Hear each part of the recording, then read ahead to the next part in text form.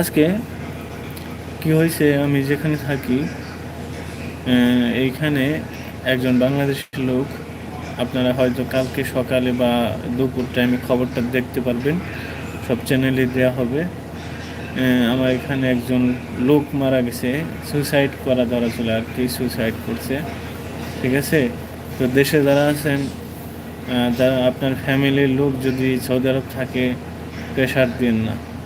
কালকে সময় টিভি চ্যানেলে চোখ রাখুন, অবশ্যই সকাল 8টা বা দুপুর 12টার খবর আপনারা দেখতে পারবেন খবরটা।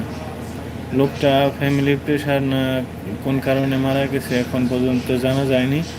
তবে আমার রুম থেকে কিছুক্ষণ 2-3 মিনিট হাঁটলেই তার রুম। আমার চীনা পরিচিত ছিল, ওই রকম চীনা ছিল না, আমি জানি না তার বাড়ি কোন ডিস্ট্রিক্ট, কিন্তু একসাথে মসজিদে